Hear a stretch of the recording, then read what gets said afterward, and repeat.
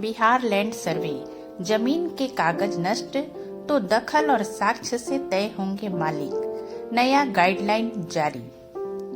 Bihar land survey, जमीन के कागज नष्ट तो दखल और साक्ष्य से तय होंगे मालिक, नया गाइडलाइन हुआ जारी। Bihar land survey update. Bihar में चल रहे जमीन सर्वे को लेकर आम लोगों के मन में विभिन्न शंकाओं को दूर करने के लिए राजस्व एवं भूमि सुधार विभाग ने मार्गदर्शिका जारी किया है। लोगों के मन में उमड़ रहे हजारों सवालों का जवाब देने के लिए राजस्व एवं भूमि सुधार विभाग ने जमीन पर अधिकार यानी स्वामित्व से जुड़े आम सवालों के जवाब के लिए अधिसूचना जारी की है।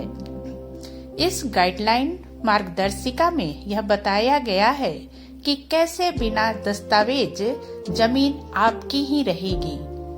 बिहार में जमीन सर्वे का काम इन दिनों तेजी से चल रहा है। भूमि सर्वेक्षण प्रक्रिया के दौरान जमीन मालिकों को कई तरह के कागजात जमा करने पड़ रहे हैं। इन दस्तावेजों को इकट्ठा करने के लिए लोग काफी परेशान हो रहे थे। उनकी परेशानियों को दूर करने के लिए बिहार सरकार ने एक नया गाइडलाइन, एक नई मार्गदर्शिका जारी की है। सरकार ने कहा है कि कागजात के अभाव में किसी की भी जमीन नहीं छीनी जाएगी।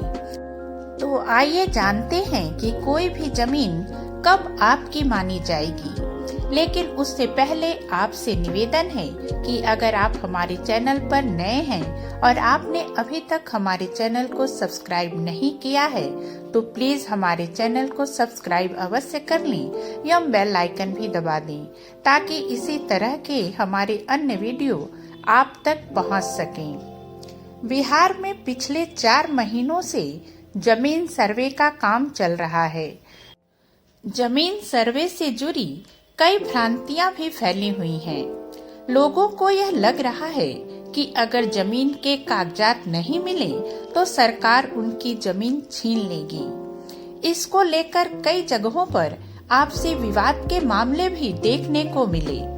इन तमाम स्थितियों को ध्यान में रखते हुए लोगों के मन में उमड़ रहे हजारों सवालों का जवाब देने के लिए राजस्व एवं भूमि सुधार विभाग ने जमीन पर अधिकार यानी स्वामित्व से जुड़े हुए आम सवालों के जवाब के लिए अधिसूचना जारी की है। साथ ही बताया है कि कैसे बिना दस्तावेज जमीन आपकी ही रहेगी। विभाग ने यह माना है कि कई दस्तावेज नष्ट हो गए हैं। राजस्व विभाग ने यह स्वीकार किया है कि बिहार में जमीन के दस्तावेजों की हालत ठीक नहीं है। कैडेस्ट्रल सर्वे को 100 साल और रिविजनल सर्वे को 50 साल से ज्यादा समय बीत चुके हैं। बाढ़, अगलगी, दीमक लगने से बड़ी संख्या में जमीन के कागजात नष्ट हो गए हैं। ऐसी स्थिति में लोगों में डर है कि कागजात के अभाव में कहीं जमीन हाथ से निकल न जाए। इसी डर को खत्म करने के लिए राजस्व विभाग ने बता दिया है कि कागजात नहीं रहने के बावजूद भी अलग अलग परिस्थितियों में जमीन आपकी ही होगी।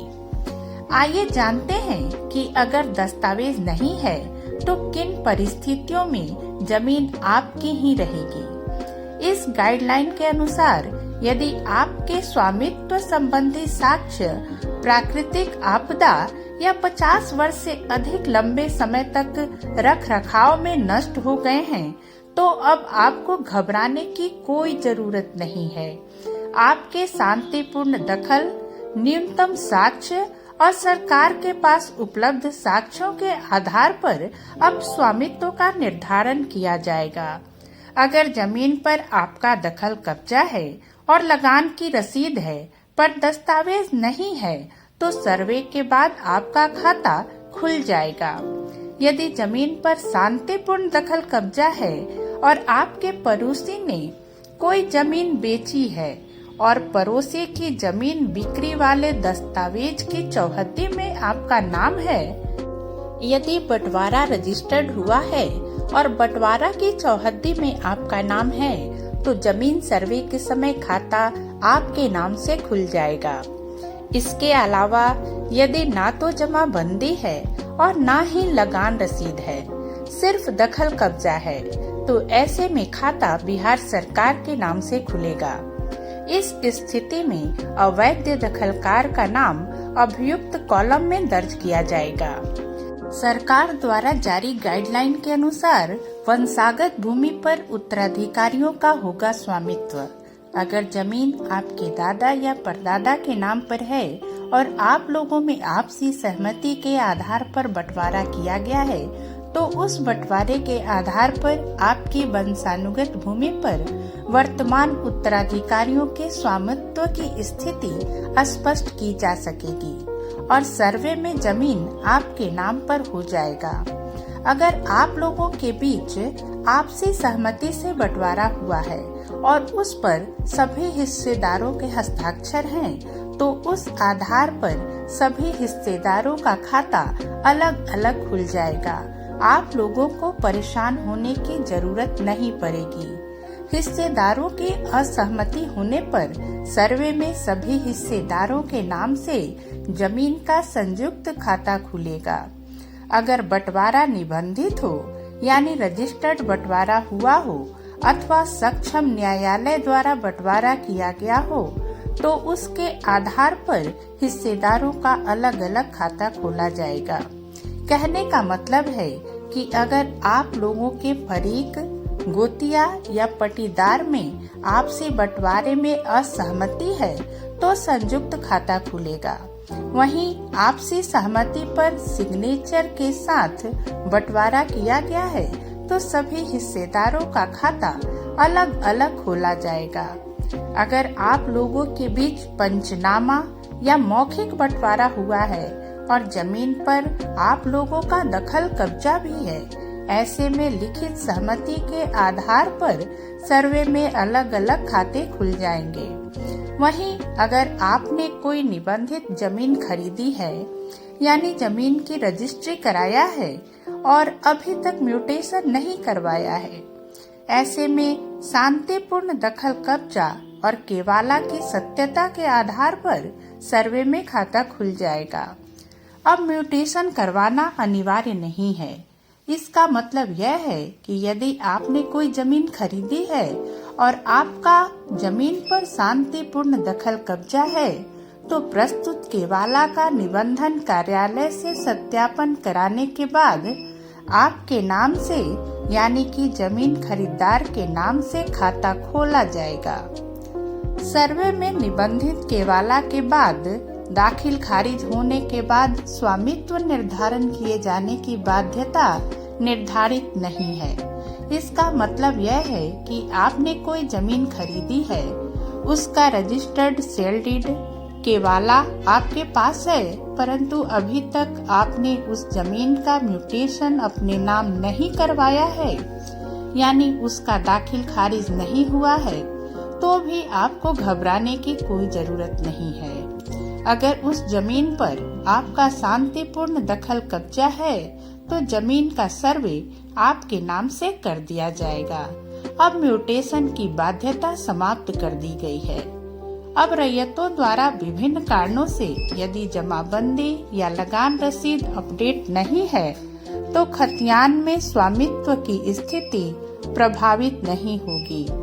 भूमि के वर्तमान वास्तविक दखल के अनुरूप ही खतियान निर्मित होगा। इसके साथ ही सर्वे आवेदन में रैयतों को स्व हस्ताक्षरित वंशावली देनी है, यानी वंशावली पर सब पट्टीदार और फरीक का साइन करके सर्वे के साथ स्वघोषणा पत्र में जमा करके देना होगा। सरकार द्वारा जारी नई गाइडलाइन के अनुसार अब वंशावली में महिलाओं का नाम देना अनिवार्य है। आइए जानते हैं कि कब वंशावली में नहीं देना होगा महिलाओं का नाम।